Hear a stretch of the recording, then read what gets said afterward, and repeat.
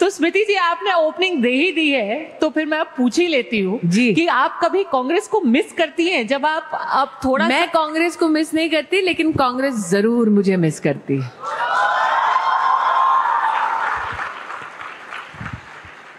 तो स्मृति स्टाइल में ट्रोलिंग का खाता खोला जाए। तो स्मृति ईरानी स्टाइल में याद दिला ही दीजिए व्हाट दे आर मिसिंग। एक सेकेंड, ये कुछ षड्यंत्र हो रहा है यहाँ पे। जैसे ही कुछ कांग्रेस के ऊपर बोलने लगती हैं स्मृति जी, माइक ऑफ कर दिया जाता है। मेरी गलती नहीं है, वहां पर कोई पोडियम में आपका कोई एजेंट हो सकता है। स्मृति, मेरा एजेंट क्यों होगा? कांग्रेस का होगा।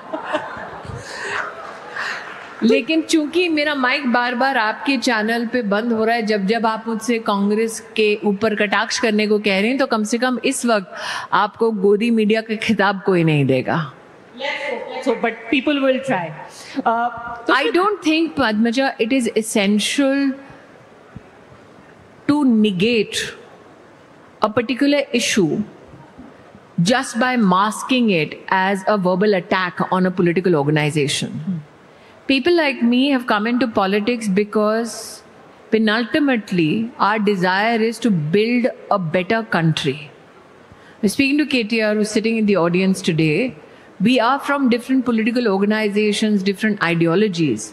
But if ultimately we are working for the larger purpose of making a more resilient, a stronger nation, then मर्यादा की एक परिधि में हम लोग शांति से अपनी बातें कर सकते हैं और सम्मानजनक शब्दों का इस्तेमाल करके बात कर सकते हैं।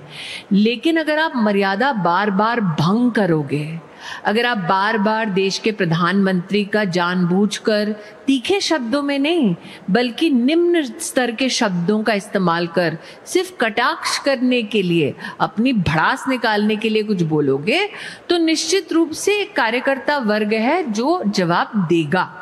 But should the issue get diluted? People like me in Parliament, outside Parliament, have always been very vocal on issues and have spoken substantially with evidence. और जब evidence का या substantial बोलने का किसी के पास सामने से जवाब नहीं था, तो उन्होंने ट्रोल किया, बद्दी बद्दी बातें कही। लेकिन मेरा ये मानना है कि अगर मैं विक्टिम कार्ड प्ले करूं, तो उससे जिस इशू पे, जिस मुद्दे पे मैं लड़ी हूँ, वो डाइल्यूट हो जाता है। पर जिस तरीके से आपको ट्रोल किया जाता था, आप पे कभी मेंटल इफेक्ट नहीं हुआ उसका? नहीं, उन पर मेंटल इफेक्ट हो रहा था, इसलिए वो ट्रोल कर रहे थे। मुझ पर कुछ नहीं हो रहा था। पर पर्सनल अटैक करना, फैमिली की बातें पहले करना, दिन से ही हो रहा था मेरे साथ। आंटी नंबर 1 एक हेडलाइन लिखी गई। हाँ, अनफॉर्चुनेटली शंकर सन जिन्होंने वो हेडलाइन लिखी, हाल ही में उनका देहांत हो गया as an editor. I think he was one of the so called most celebrated editors in the Telegraph. And ऐसे कई एडिटर्स और पत्रकार ऑफ कैमरा मिलते थे तो बड़ी तहजीब का वो कहीं ना कहीं परिचय देते थे, तमीज़ का परिचय देते थे। तो you live, when you live a political life, you live in that dichotomy. ये तीसरा माइक है, धन्यवाद भाई साहब। You live in that political dichotomy where people, when they confront you when the cameras are on, will be extremely caustic, and the minute the cameras are off, the same journalist will be very, very polite. So I have seen that dichotomy, lived through it, and known that they are doing their job, and it's my responsibility to respond with clarity when a question is asked.